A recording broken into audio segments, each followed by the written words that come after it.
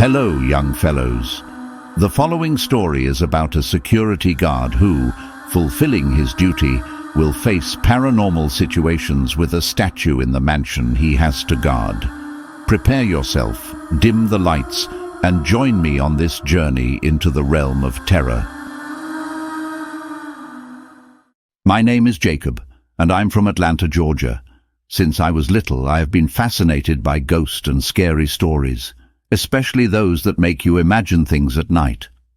I have had to experience several paranormal situations.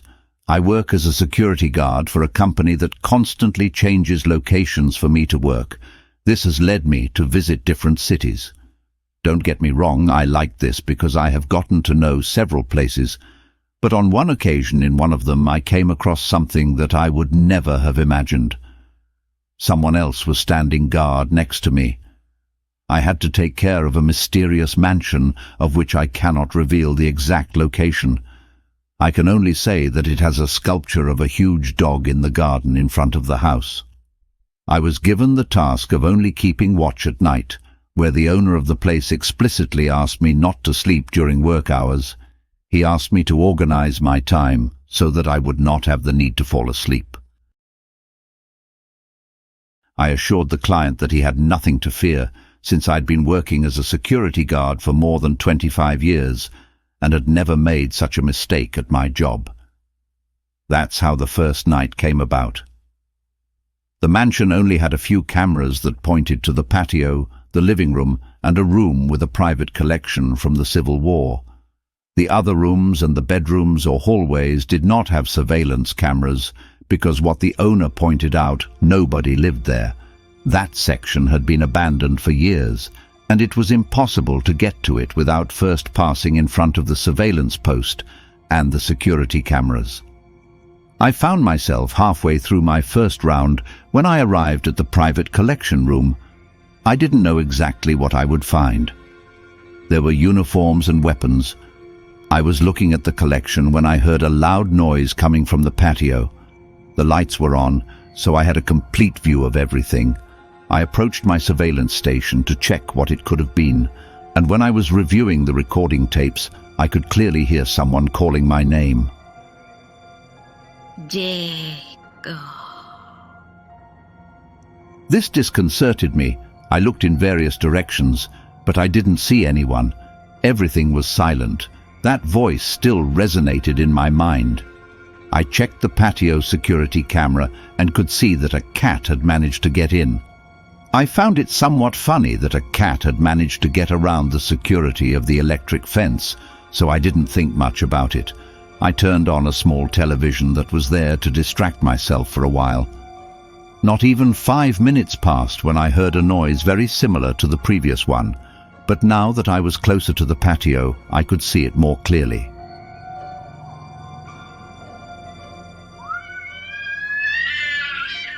I could hear that the cat seemed to be fighting against something or someone. I could hear it meowing in a creepy way.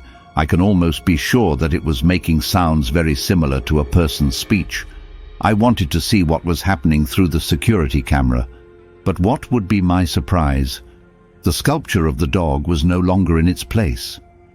The first thing I thought at that moment was that someone had broken in to steal. I could see that the cat managed to escape. With my flashlight, I went out to the patio as quickly as I could, because I had to open the access doors to get there, which took approximately 20 seconds. And when I came out, I was disconcerted. The sculpture of the dog was there in its place. When I arrived the first time, I only remember seeing that there was a sculpture of a dog, but I didn't give importance to the position it was in. I checked around the house too, but found nothing. It was so cold that even steam was coming out of my mouth, so I decided to go back into the house. But when I tried to return, I found something that left me thinking. In the garden there were footprints like those of a large dog, and on the floor the marks of paws full of mud and dirt were marked until the entrance. Whatever it was bigger than a normal dog. I quickly looked around, and seeing nothing abnormal, I decided to return. But not before seeing the dog statue again. It was carefully watching the main entrance. The night passed calmly. The guard on the next shift arrived 10 or 15 minutes late. He arrived apologizing. He told me that he didn't like to arrive too early because he said strange things happened to him at dawn in that house. I didn't give it much importance since I lived alone and had no other activities to do. So all I had left was to rest. When I went out to the patio to return to my house, I remembered about the footprints. With my foot, I pushed the dirt towards the garden to leave it a little cleaner. I remained silent for a moment, assimilating what I saw. I had not realized that there was mud on the four legs of that statue. I couldn't believe what I saw. My mind was playing a bad joke on me at that moment. It was impossible for that dog to have gotten off the pedestal to chase the cat.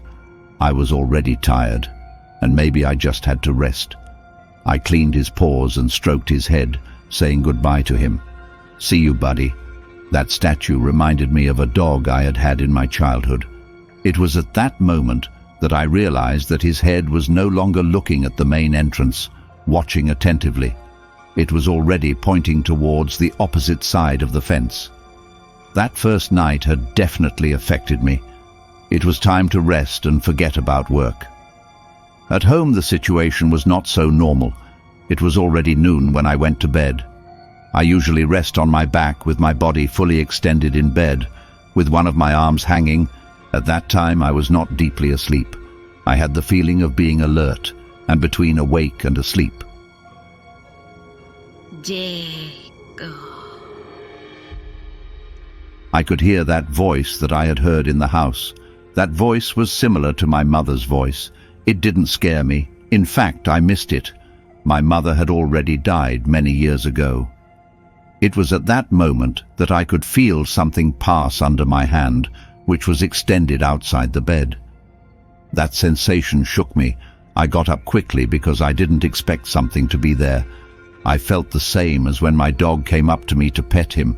That sensation felt so real that I can still feel it in my hand. I couldn't sleep anymore. Upon returning to the mansion, the first thing I saw was the dog, guarding the same position in which I saw him the last time. It seemed like a funny anecdote that my mind had put me through that I didn't realize that the owner of the mansion was already waiting for me. He greeted me and asked me something strange at that moment. "Did you visit the room where my collection is after having gone to the patio?" he seriously asked me, to which I told him that my last visit had been the patio, that indeed I had visited the room where he had his collection, but that was the first part of my round. He told me that he had found someone's footprints in front of one of the display cases. These footprints had mud and dirt, apparently from someone who was walking barefoot. This surprised me, because I had not seen that when I went on my rounds. I'll be honest, I'm a little paranoid, and this made me wonder if this was a prank or some kind of hazing. I assured the owner that I would check thoroughly, and if I saw anything out of the ordinary, I would tell him. That night, everything seemed to be calm. My rounds did not change. A couple of additional times I looked at the room where the display cases are, but there did not seem to be anything abnormal. I even watched my four-legged friend. That's how the entire week went. And as the days went by, exactly 1 week had passed since that incident. The topic had already been forgotten. But a week later, things became strange again. I was watching television. It was 2 in the morning when I started to nod off. I hadn't rested very well that day, and I was a little sleepy, so I decided to sleep for about 15 minutes to recover. I set the alarm on my phone and placed it right next to me on a shelf to listen to it, and I fell asleep. There was something that started to bother me. Not even a few minutes had passed when I felt a fly jump on my cheek. I shooed it away with my hand. I had my eyes closed. I didn't want to lose sleep, but it came back to bother me. Already tired while it was on my cheek, I quickly tried to grab it with my hand instead of shooing it away, and when I closed my hand, I could feel as if I was grabbing someone's fingers. This scared me. causing me to jump and immediately look to see if there was someone. I looked everywhere, but there was no one. I could still feel the sensation of the hand I had grabbed. Only the light from the reception was the only one that illuminated me at that moment, when I heard the alarm on my cell phone. It was on the other side of the desk. I think when I got scared, I threw it and I hadn't realized.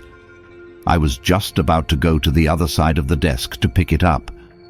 But something happened at that moment. My cell phone was kicked to the end of the hallway.